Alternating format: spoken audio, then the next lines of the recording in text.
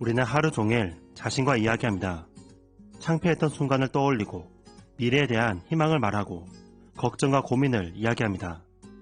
머릿속에서 자신과 어떻게 이야기하는지에 따라 인생이 달라집니다. 어떤 사람은 자기의 목소리를 활용해 목표에 집중하고 소중한 것을 챙깁니다. 반면 자신과 부정적인 것만 이야기하는 사람이 있습니다. 이번 테스트 결과는 끔찍할 거야. 내 인생은 이제 망했어. 쟤는 왜 나한테 그런 식으로 말하지? 나를 싫어하는 게 분명해. 짜증나네. 이 사람은 누구보다 더 자신을 학대하면서 부정적인 감정을 고조시키고 그에 따라 행동합니다. 내면에서 부정적인 생각을 끊임없이 이야기하는 목소리를 채터라고 합니다. 채터는 우리의 고민거리를 가까이 끌어와 확대합니다. 다른 것은 안 보이게 하고 지금 내가 불안해하는 것, 고민하는 것만 내 눈앞에 들고 와 흔들어대죠. 채터는 실적, 의사결정, 인간관계를 위험에 빠뜨립니다. 채터는 직장에서 저지른 실수, 사랑하는 사람과 벌인 언쟁을 계속 떠오르게 합니다. 창피함, 분노가 점점 쌓여가고 극단적인 행동으로 이어집니다. 우리는 흔히 내면을 탐구하는 것, 내적 성찰을 좋은 것이라 배웠습니다. 하지만 자신과 이야기하는 방식이 잘못되면 내적 성찰은 폭력성과 공격성을 부추기고 우울증 등의 정신장애를 유발하게 됩니다.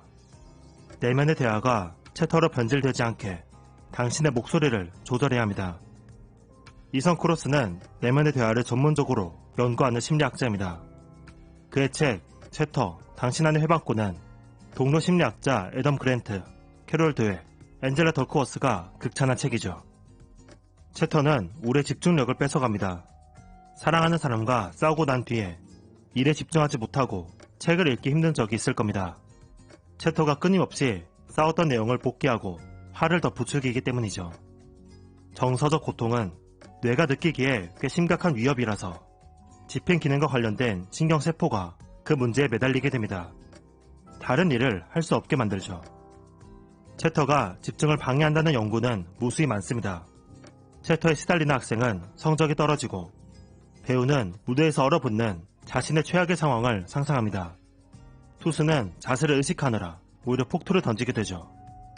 이때 우리에게 필요한 것이 줌아웃입니다. 채터가 문제를 확대해서 감정을 격앙시켰다면 다시 문제를 축소해서 저 멀리서 봐야 할 필요가 있는 거죠. 채터, 당신 안의 해방꾼은 벽에 붙은 파리가 돼서 자신을 바라보라고 이야기합니다. 외부자 시선으로 자신을 관찰하는 거죠. 저자는 실험 참여자에게 속상한 기억을 떠올려 보라고 요구했습니다. 한 그룹은 직접 눈으로 보는 것처럼 마음속으로 기억을 떠올렸습니다. 몰입자 그룹이죠. 다른 그룹은 벽에 붙은 팔의 관점에서 자신의 기억을 바라봤습니다. 관찰자 그룹이죠. 몰입자는 감정의 포로가 되었습니다. 감정이 토해내는 흐름에 사로잡혀서 그들은 자신의 받은 상처에 온 신경을 집중했습니다. 밀려난 기분, 짓밟히고 유린당한 듯한 기분, 굴욕감, 분노 등을 느꼈죠. 반면 관찰자 그룹은 기분이 오히려 한결 나아졌습니다.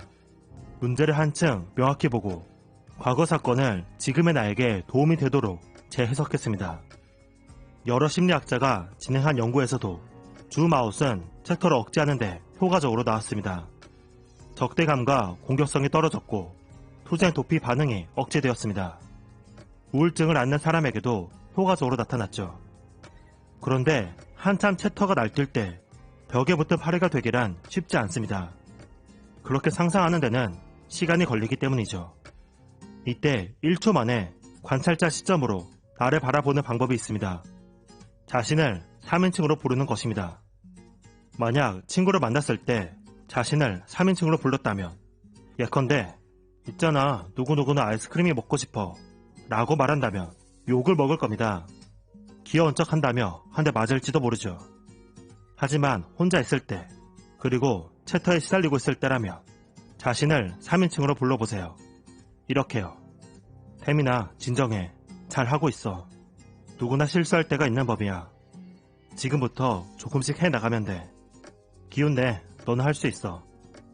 머릿속에서 내 이름을 부르는 순간 그 즉시 자신과 거리 두기가 됩니다. 한 걸음 뒤에서 내 상황을 되짚어 볼 수 있죠. 실험에서도 자신의 이름으로 부르거나 너라며 2인칭으로 부를 때 참여자들은 부정적인 감정이 줄어들었고 상황을 통제할 수 있었습니다. 참여자에게 에볼라 바이러스에 관해 물어보았었는데요. 나를 중심으로 이야기하는 사람은 과도한 걱정에 휘둘렸지만 자신의 이름을 부르며 이야기해달라고 요청하자 사람들은 객관적으로 상황을 판단했습니다. 무엇보다 나를 이름으로 부르는 것의 장점은 속도에 있습니다. 1초 만에 우리는 자신과 거리 두기가 가능해집니다. 그러니 힘든 일이 있을 때, 걱정과 고민이 밀려올 때면 자신을 이름으로 불러보세요. 내 상황이 꽤 괜찮다는 것을 멀리서 바라보세요. 마음속으로 말해보세요. 누구누구야, 다 괜찮아질 거야. 너 지금 충분히 잘하고 있고 앞으로 잘 될 거야. 걱정 말고 할 수 있는 것부터 하나씩 해보자. 그리고 이성 크로스는 책에서 다음과 같은 거리두기를 제안합니다. 1. 시간적 거리두기. 자신에게 이렇게 물어보세요. 1년 뒤, 10년 뒤에 지금의 문제를 바라본다면 어떨까? 이 문제가 어떻게 해결되어 있을까? 2. 일기 쓰기.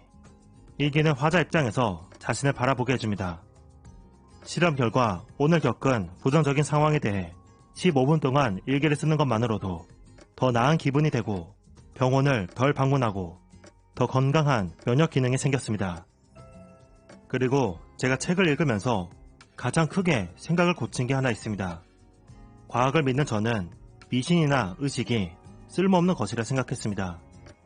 그런데 미신과 의식이 챕터를 막아주는 역할을 한다고 합니다. 스포츠 선수가 일정한 루틴대로 장비를 세팅하고 특정 음악을 듣고 특정 속옷을 입는 것은 실제로 효과가 있다고 합니다. 그렇게 하면 경기가 잘 될 거라고 선수가 믿기 때문이죠. 제사를 올려 조상 신에게 일이 잘 풀리게 해달라고 비는 것도 효과가 있습니다. 그 행위를 통해서 불안과 걱정을 잠시 내려놓을 수 있기 때문이죠. 그러니 나만의 의식이나 부적을 하나 만들어 보세요. 그 의식과 부적이 내 인생에 도움이 될 거라고 믿어보세요. 초자연적인 힘을 믿으라는 것이 아닙니다. 믿음을 믿으라는 것이에요. 여러분의 개인적인 역사나 경험을 기반으로 하면 더 좋습니다. 어떤 장소에 갔을 때 너무 좋았다면 그곳의 사진을 책상에 붙이고 그 사진을 보면서 기분을 다스려 보세요. 부모님이 주신 어떤 소품이 있다면 그 소품을 가지고 있으면 일이 잘 풀릴 거라고 믿어보세요. 챕터 당신 안의 해방꾼은 자기 성찰을 자주 해서 오히려 힘들었던 저에게 참 도움이 되었던 책이었습니다. 걱정과 불안을 내려놓고 싶다면 벽에 붙은 파리가 되어보세요. 자신의 이름으로 너라고 불러보세요. 소중한 소품을 간직하며 다 잘 될 거라고 믿어보세요. 다 괜찮아질 겁니다. 잭크림이었습니다. 감사합니다.